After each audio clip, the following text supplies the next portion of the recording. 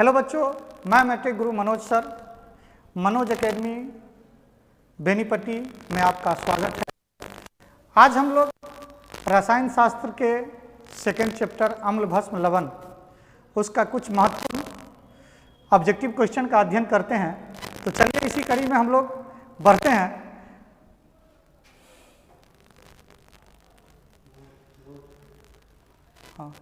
हम लोग बढ़ते हैं। हमारा पहला ऑब्जेक्टिव है उदासीन विलयन का पीएच मान। उदासीन विलयन का पीएच मान कितना होता है? हम लोग पढ़े होंगे कि अम्लीय विलयन का पीएच मान कम, क्षारीय विलयन का पीएच मान 7 से अधिक होता है और उदासीन विलयन का पीएच मान 7 होता है। तो यहाँ हम लोग का क्वेश्चन है उदासीन विलयन का पीएच मान कितना होगा, तो हम लोगों का आंसर यहाँ 20 सही हो जाएगा। उदासीन विलयन का पीएच मान 7 होता है। इसी तरह अगला प्रश्न हम लोग बढ़ते हैं। अगला प्रश्न हम लोगों का है जो बिना चखे आप खट्टे कड़वे पदार्थ का जांच कैसे करेंगे? मेरे प्यारे बच्चों, आप सभी लवण चैप्टर में पढ़े हैं। सूचक अपने रंग में परिवर्तन लाकर पदार्थ के अम्लीय अर्थात खट्टा होने का, क्षारीय अर्थात कड़वा होने का सूचना प्रदान करता है। तो लिटमस पत्र भी हमारा सूचक है, हल्दी भी हमारा सूचक है, मेथिल ऑरेंज भी हमारा सूचक है। अतः यहाँ हम लोग का आंसर हो जाएगा ऑप्शन डी। यही हम लोगों का आंसर होगा। हम लोग बिना चखे लिटमस पत्र से भी, हल्दी से भी और मेथिल ऑरेंज से भी हम पदार्थों को जांच कर सकते हैं कि कौन सा पदार्थ खट्टा है, कौन सा कड़वा है, अर्थात कौन सा पदार्थ अम्ल है या कौन सा पदार्थ भस्म है। चलिए इसी तरह हम लोग अगला प्रश्न बढ़ते हैं। अगला प्रश्न हम लोगों का है कि जल में घुलनशील भस्म क्या कहलाते हैं? मेरे प्यारे बच्चों, आप सभी पढ़े होंगे कि जल में घुलनशील भस्म को क्षार कहते हैं। जल में घुलनशील भस्म को क्षार कहते हैं। अतः हम लोग का ऑप्शन आंसर हो जाएगा बी। जल में घुलनशील भस्म क्षार कहलाते हैं। इसी तरह हमारा अगला प्रश्न है लिटमस पत्र क्या है? आप लोग पढ़े होंगे लिटमस पत्र के बारे में। लिटमस पत्र थैलापाइटा वर्ग के लाइकेन नामक पौधा से निकाला गया बैंगनी या गुलाबी रंग का उदासीन अर्क होता है। तो यहाँ हम लोग का कह रहा है कि लिटमस पत्र क्या है? मेरे प्यारे बच्चों, लिटमस पत्र बैंगनी रंग का रंजक होता है। लिटमस पत्र के द्वारा ही हम अम्ल भस्म और क्षार की पहचान करते हैं तथा लिटमस पत्र एक सूचक भी है। इसी तरह हम लोग ये भी जानते हैं कि लिटमस पत्र लाइकेन पौधा से निकाला जाता है। लिटमस पत्र लाइकेन पौधा से निकाला जाता है। तो अतः हमारा ए भी सही है, बी भी सही है, सी भी सही है। तो अतः यहाँ हम लोग का आंसर हो जाएगा इनमें से सभी। हम लोग का आंसर होगा इनमें से सभी। इसी तरह हम लोग अगला प्रश्न पे चलते हैं। अगला प्रश्न हम लोगों का है धातु के ऑक्साइड होते हैं। मेरे प्यारे बच्चों, हम लोग पढ़े हैं कि धातु के ऑक्साइड भास्मिक होते हैं। धातु के ऑक्साइड भास्मिक होते हैं और धातु के ऑक्साइड अम्लीय होते हैं और जल में घुलनशील भस्म को क्षार कहते हैं। तो यहाँ धातु के ऑक्साइड हम लोग का ऑप्शन हो जाएगा बी। धातु के ऑक्साइड क्षारक होगा, क्षारीय होगा। इसी तरह हम लोग अगला प्रश्न देखते हैं। हमारा अगला प्रश्न है अम्ल और क्षार की अभिक्रिया से क्या प्रतिफल बनते हैं? आप लोग उदासीनीकरण अभिक्रिया में पढ़े होंगे। कोई भी अम्ल किसी भी भस्म से अभिक्रिया करता है। कोई भी अम्ल किसी भी भस्म से अभिक्रिया करता है तो अभिक्रिया के फलस्वरूप बनने वाला प्रतिफल जो होता है, बनने वाला प्रतिफल वो लवण होता है और जल होता है। तो यहाँ हम लोगों का है अम्ल अभिक्रिया कर के प्रतिफल बनाते हैं। तो यहाँ हम लोग का आंसर हो जाएगा सी आंसर हो जाएगा।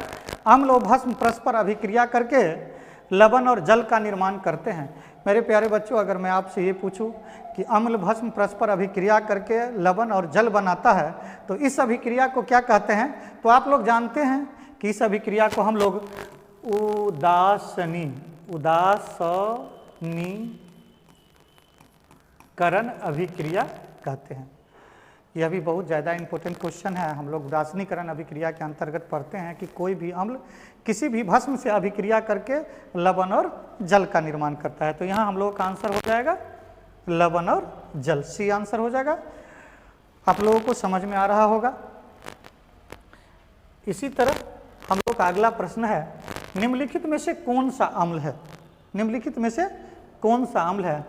हम लोग जानते हैं अम्ल वह पदार्थ होता है जो जल में घुलकर हाइड्रोजन आयन प्रदान करता है, अर्थात हाइड्रोजन की उपस्थिति उसमें अनिवार्य होती है।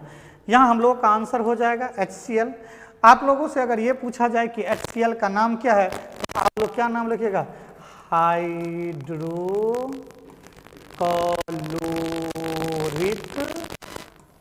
अम्ल, हाइड्रोक्लोरिक अम्ल। तो यहाँ हम लोगों का कैल्शियम ऑक्साइड नहीं होगा, पोटेशियम हाइड्रोक्साइड नहीं होगा, NaCl नहीं होगा। हम लोग का ऑप्शन हो जाएगा ये।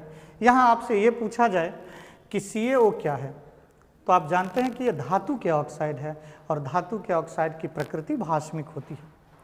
KOH जिसमें OH उपस्थित होता है हम लोग जानते हैं भस्म है और हम लोग इसको सोडियम क्लोराइड कहते हैं जो साधारण नमक के नाम से हम लोग का प्रचलित है। आप लोग भी जानते हैं कि हमारे भोजन की एक प्रमुख अवयव सोडियम क्लोराइड होता है। तो यहाँ हम लोग को पूछ रहा है कि कौन अम्ल है तो आंसर हो जाएगा हम लोग का DHCl। चलिए हम लोग अगला प्रश्न में बढ़ते हैं। अगला प्रश्न हम लोगों का कह रहा है कि सामान्यतः धातु और अम्ल की अभिक्रिया से लवण बनते हैं और एक गैस निकलती है, वह गैस क्या है? मेरे प्यारे बच्चों, आप सभी पढ़े हैं कि अम्ल किसी भी क्रियाशील धातु के साथ अभिक्रिया करके, अम्ल किसी भी क्रियाशील धातु के साथ अभिक्रिया करके लवण बनाता है और हाइड्रोजन गैस मुक्त करती है। हम लोग पढ़े होंगे N प्लस H2SO4 बराबर ZnSO4 plus H2। Zn plus H2SO4 बराबर ZnSO4 प्लस H2। तो धातु से अभिक्रिया करके अम्ल कौन सा गैस बनाता है?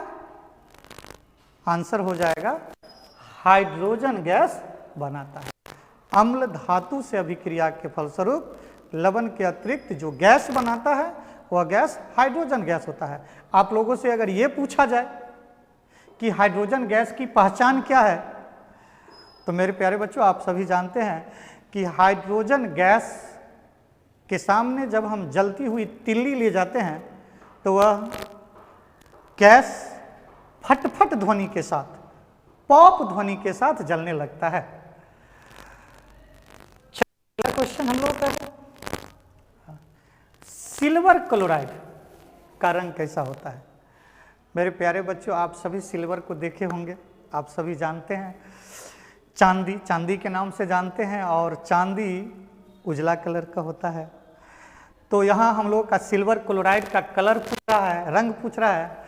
निश्चित ही सिल्वर क्लोराइड का रंग होगा श्वेत होगा। हम लोग का ऑप्शन ये सही हो जाएगा। आप लोग समझते होंगे। चलिए अगला प्रश्न हम लोग का है। अगला प्रश्न हम लोग का कह रहा है कि इनमें से कौन अधिक अम्लीय है? दिए गए मान में कौन अधिक अम्लीय होगा? पहला ऑप्शन में हम लोग का दिया हुआ है pH मान 1, दूसरा में pH मान 5, तीसरा विलयन का pH मान 8 होगा, चौथा का दिया है pH मान 10। मेरे प्यारे बच्चों, आप सभी पढ़े होंगे कि जिस विलयन का 7 से जितना कम होता है वह विलयन उतना ही अधिक अम्लीय होती है। तो यहाँ हम देख रहे हैं कि सबसे कम पीएच मान 1 है, अतः यहां जिस विलयन का पीएच मान 1 है वह विलयन सबसे अधिक अम्लीय है। अतः यहां हम लोग का आंसर हो जाएगा सही होगा। समझे आप लोग? चलिए हम लोग अगला प्रश्न के पढ़ते हैं। अगला प्रश्न हम लोग का है सल्फ्यूरिक अम्ल। सल्फ्यूरिक अम्ल का अणुसूत्र क्या होता है? सल्फ्यूरिक अम्ल का अणुसूत्र क्या होता है?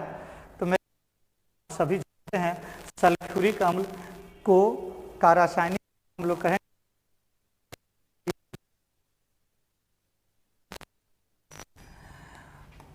सल्फेट। सल्फ्यूरिक अम्ल को हम लोग हाइड्रोजन सल्फेट के नाम से भी जानते हैं। और हाइड्रोजन सल्फेट SO4 संयोजकता 1, इसकी संयोजकता 2 होती है।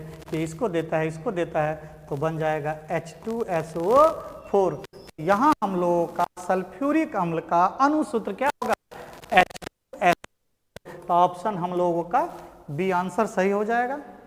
चलिए हम लोग अब अगला प्रश्न चलते हैं। अगला प्रश्न हम लोगों का है सोडियम कार्बोनेट। सोडियम कार्बोनेट का अणुसूत्र क्या होता है?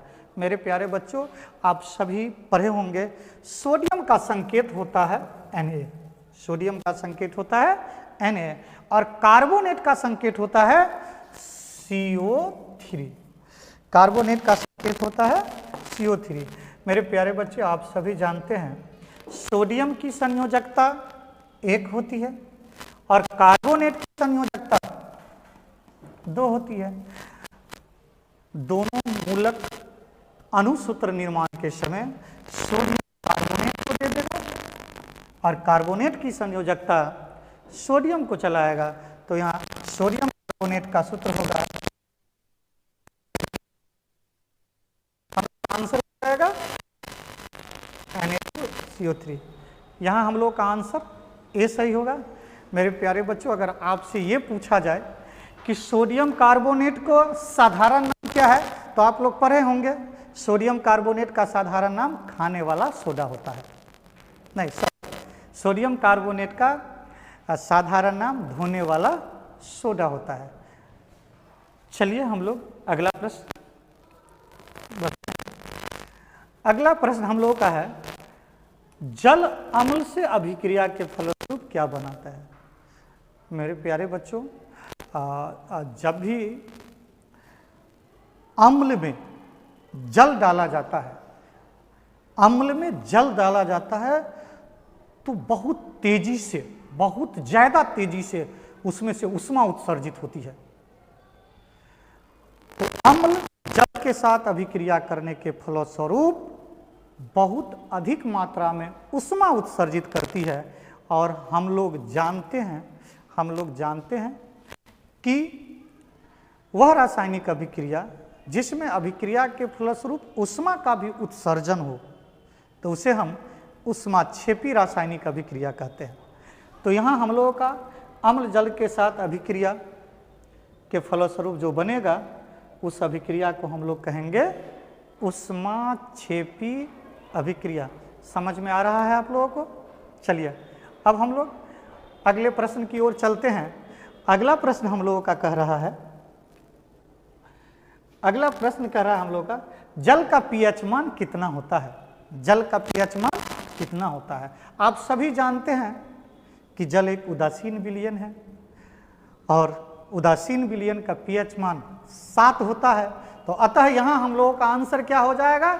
जल का पीएच मान 7 होगा। आप लोगों को समझ में आ रहा होगा? मेरे प्यारे बच्चों, आप लोग हमेशा हमारे साथ बने रहे।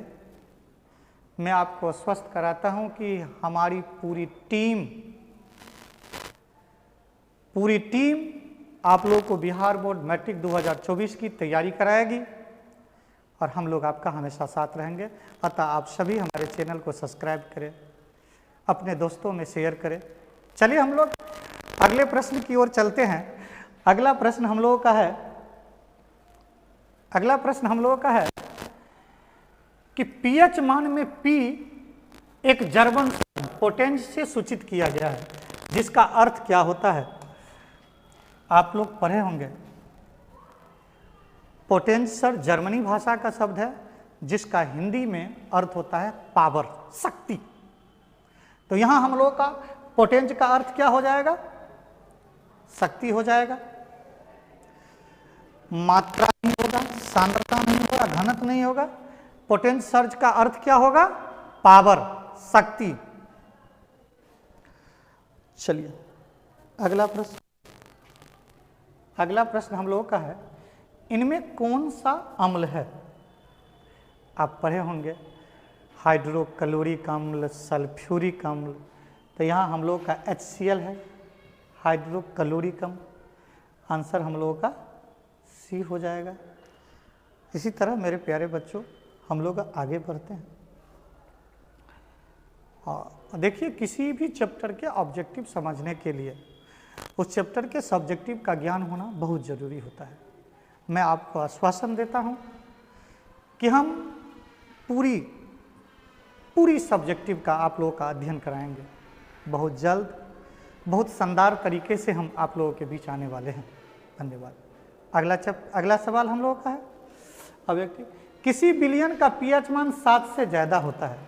किसी विलयन का pH मान 7 से ज़्यादा होता है तो हम जानते हैं 7 से ज़्यादा, 7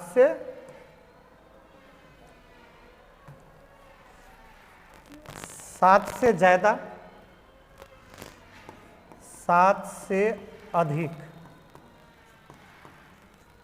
भस्म, 7 उदासीन और 7 से कम अम्ल।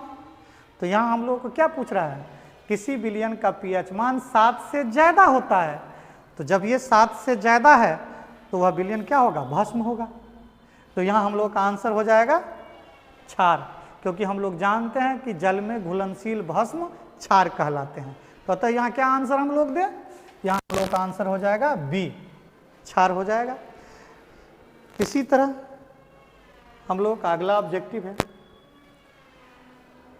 एक विलयन नीले लिटमस पत्र को लाल करता है। एक विलयन है और इसमें हम लोग नीला लिटमस पत्र डालते हैं तो क्या हो जाता है?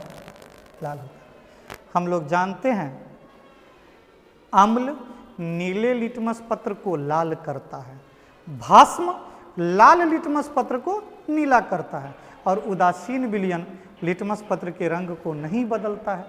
तो यहाँ हम लोग का क्या कह रहा है कि नीले लिटमस पत्र को लाल करता है। तो हम लोग जानते हैं कि अम्ल नीले लिटमस पत्र को लाल करता है।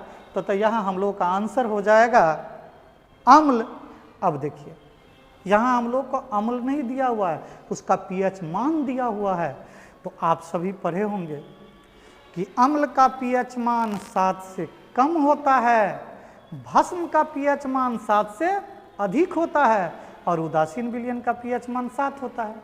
तो हम लोग क्या पूछ रहा है? नीला को लाल अम्ल है तो अम्ल का pH मान 7 से कम वाला होना चाहिए। तो यहाँ हम लोगों का क्या आंसर होगा? 7 से कम वाला आंसर हो जाएगा। 6 आंसर हो जाए। समझ में आ रहा है आप लोगों को? चलिए हम लोग अब अगला प्रश्न पे बढ़ते हैं। अगला प्रश्न हम लोगों को कि एक्वारेजिया अम्लराज, एक्वारेजिया अम्लराज में HCl और HN3 का अनुपात क्या होता है? मेरे प्यारे बच्चों, पुराने ज़माने में जब विज्ञान इतना डेवलप नहीं हुआ था उस समय में हमारे गांव में सोना को शुद्ध करने के लिए बहुत सारे सोनार आते थे और वह औरतों के बीच अनेक प्रकार का झांसा देके, प्रलोभन देके वो कहता था कि मैं आपके सोने को शुद्ध कर दूंगा। तो आने के बाद क्या करता था कि 3 भाग HCl और 3 भाग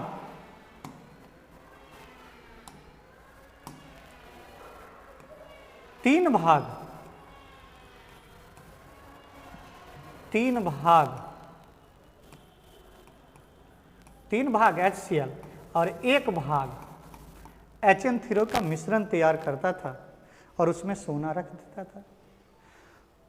तो जब ये 3 भाग HCl और 1 भाग HNO3 मिलाया जाता है तो भभकने लगता है और उसमें इतना पावर आ जाता है कि वो सोने जैसे धातु को भी गला देता है।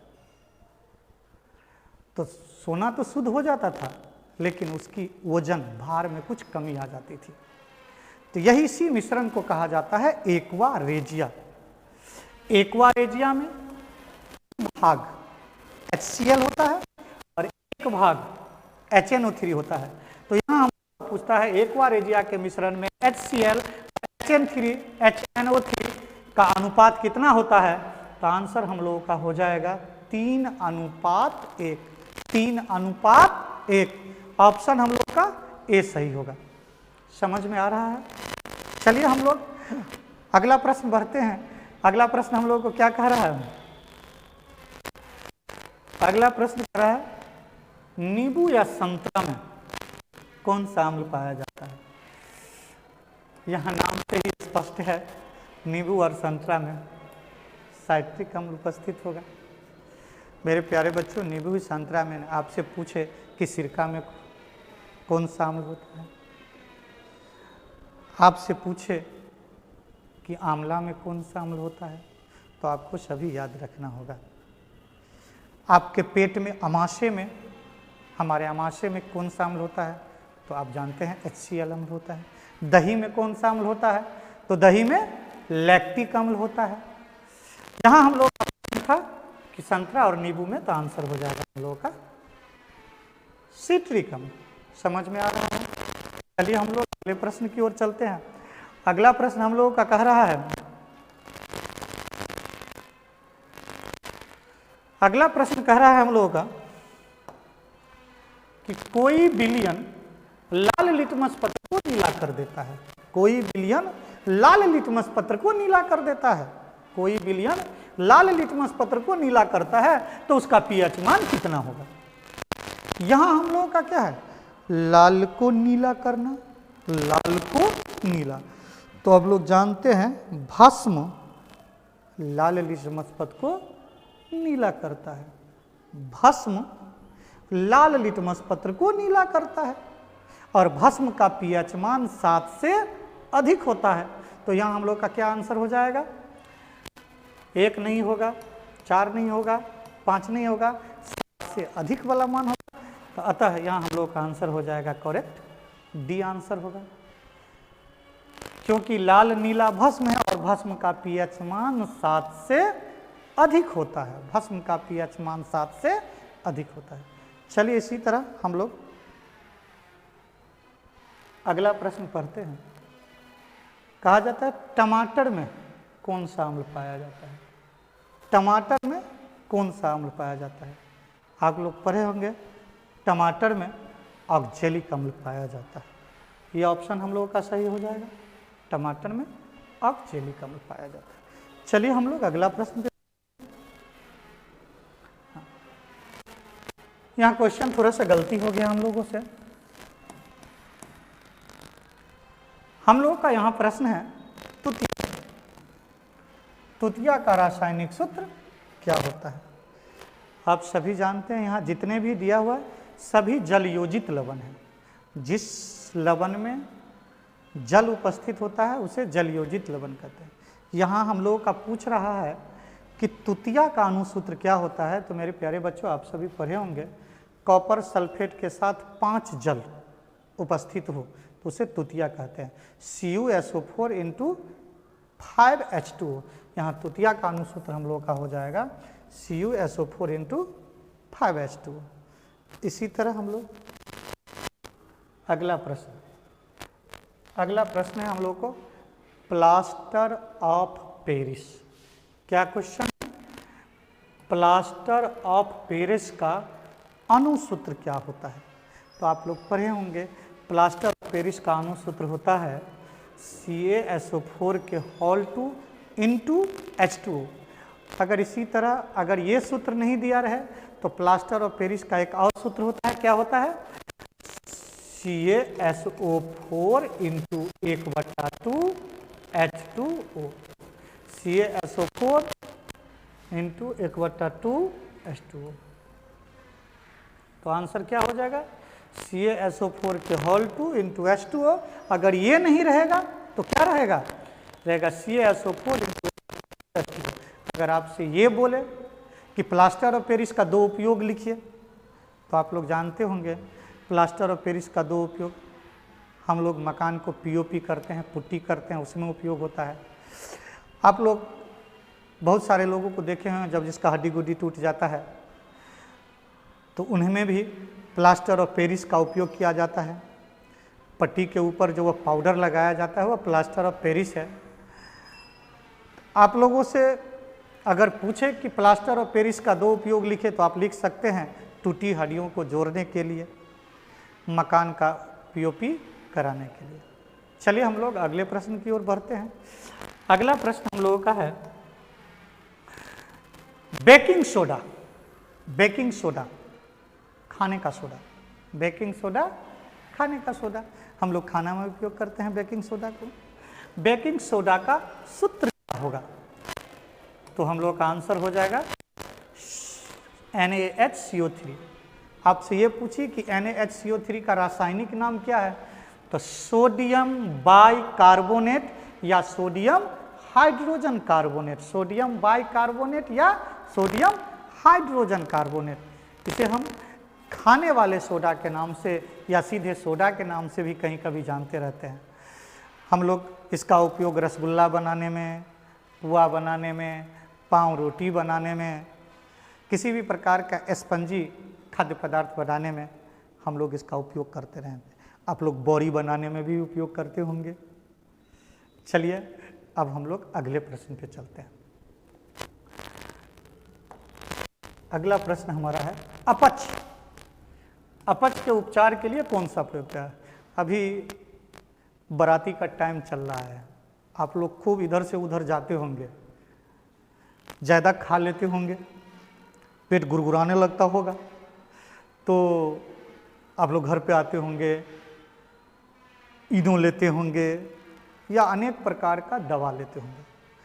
ये तो बहुत सारी कंपनी अनेक अनेक नाम के नाम से जाना जाता है, लेकिन हमारे किताब में अपच के उपचार के लिए, अपच के उपचार के लिए, पेट की अम्लीयता को कम करने के लिए जिस औषधि का उपयोग किया जाता है, हमारे किताब के भाषा में उसे एंटासिड के नाम से जानते हैं। पेट की अम्लीयता को कम करने वाली औषधि एंटासिड के रूप में हम लोग इसका, वैसे बाजार में अनेक गोलियां, अनेक कंपनी अपना अपना नाम देके बेच रही है। चलिए समझ में आ रहा है आप लोगों को। अब हम लोग अगले प्रश्न पे बढ़ते हैं। अगला प्रश्न हम लोगों का है अम्लीय ऑक्साइड विलयन का पीएच मान क्या है? अम्लीय विलयन का पीएच मान क्या है? मेरे प्यारे बच्चों, ये इस तरह के क्वेश्चन हर बार लगभग एग्जाम में रहता है कि अम्ल का पीएच मान, भस्म का पीएच मान, उदासीन का पीएच, कोई ना कोई एक प्रश्न रहता है। इसलिए मैं आपको बार बार इस क्वेश्चन को रिपीट करा रहा हूँ। अम्ल का पीएच मान 7 से कम होता है, तो किसी भी अम्लीय ऑक्साइड के विलयन का पीएच मान 7 से कम होगा। किसी भी अम्लीय विलयन का पीएच मान 7 से कम होगा। चलिए अब हम लोग अगला प्रश्न देखते हैं। इसका आंसर तो हम लोग का सी हो जाएगा। बात समझ में आ रही है? चलिए अब हम लोग अगले प्रश्न पे चलते हैं। अगला प्रश्न हम लोग का है कि जिंक NaOH के साथ गर्म किया करने पर क्या होगा? मेरे प्यारे बच्चों, यहाँ हम लोगों का क्वेश्चन है, जो zinc sodium hydroxide, zinc sodium hydroxide के साथ, जिंक सोडियम हाइड्रोक्साइड के साथ अभिक्रिया करने पर क्या बनता है? तो मेरे प्यारे बच्चों, भस्म में आप पढ़ेंगे जिंक Zn किसके साथ अभिक्रिया कराना है? तो NaOH के साथ अभिक्रिया कराना है। Zinc sodium hydrogen, sodium hydroxide के साथ अभिक्रिया करा के बनता है Na2ZnO2 प्लस हाइड्रोजन गैस मुक्त करता है। Na2ZnA2 प्लस हाइड्रोजन गैस मुक्त करता है। इसको हम लोग कहते हैं सोडियम जिंकेट। क्या कहते हैं इसको हम लोग? Na2ZnO2 को सोडियम जिंकेट। तो जिंक सोडियम हाइड्रोक्साइड के साथ अभिक्रिया करके सोडियम जिंकेट बनाता है और साथ साथ हाइड्रोजन गैस मुक्त करती है। तो यहाँ हम लोग का आंसर हो जाएगा ए ऑप्शन आंसर हो जाएगा। सोडियम जिंकेट बनाता है और हाइड्रोजन गैस निकलती है। सोडियम जिंकेट बनाता है और हाइड्रोजन गैस निकलती है। बात समझ में आ रहा है? चलिए हम लोग अब अगले प्रश्न पे चलते हैं। अगला प्रश्न हम लोग क्या कह रहा है? और चलिए, अम्लीय ऑक्साइड। निम्नलिखित में कौन अम्लीय ऑक्साइड है? आप सभी जानते हैं कि अधातु के ऑक्साइड प्रायः अम्लीय होते हैं। अधातु के ऑक्साइड प्रायः अम्लीय होते हैं। कार्बन डाइऑक्साइड कार्बन अधातु है। सल्फर डाइऑक्साइड सल्फर अधातु है। फास्फोरस पेंटाऑक्साइड P2O5 ये सारा अधातु है। ये सारे ऑक्साइड अम्लीय होते हैं। लेकिन आप लोग अपवाद में भी पढ़े होंगे कि कार्बन मोनोऑक्साइड CO और जल H2O ये दोनों उदासीन ऑक्साइड है। तो यहाँ हम लोग में कौन सा अम्लीय ऑक्साइड है? तो यहाँ हम लोग का हो जाएगा कार्बन डाइऑक्साइड। कार्बन डाइऑक्साइड की प्रकृति अम्लीय होती है। इसका pH मान 7 से कम होता है। चलिए अब हम लोग अगला प्रश्न चलते हैं। अगला प्रश्न वही अम्ल का मान होता है। हम जानते हैं अम्ल का मान 7 से कम होता है। ये आंसर हो जाएगा। इसी तरह अगले प्रश्न के बाद अगला प्रश्न हम लोग का संगमरमर। संगमरमर का रासायनिक सूत्र क्या होगा? संगमरमर का रासायनिक सूत्र क्या होगा? तो मेरे प्यारे बच्चों, हम लोग संगमरमर को अनेक नामों से जानते हैं रसायन के भाषा में। संगमरमर को चूना पत्थर भी कहा जाता है। संगमरमर को कैल्शियम कार्बोनेट भी कहा जाता है। कैल्शियम कार्बोनेट को भी जानते हैं। कैल्शियम और कार्बोनेट, इसका भी संयोजकता दूं, इसका भी संयोजकता दूं, कट जाएगा। तो क्या हम लोग का हो जाएगा? संगमरमर का रासायनिक सूत्र होगा CaCO3। संगमरमर का रासायनिक सूत्र होगा CaCO3। बात समझ में आ रही है? चलिए हम लोग अगले प्रश्न की ओर चलते हैं। अगला प्रश्न हम लोगों का है कि निम्नलिखित में कौन सी धातु HCl या HNO3 के साथ अभिक्रिया करके हाइड्रोजन गैस मुक्त करती है? मेरे प्यारे बच्चों, अम्ल या भस्म आप सभी जगह पढ़े होंगे।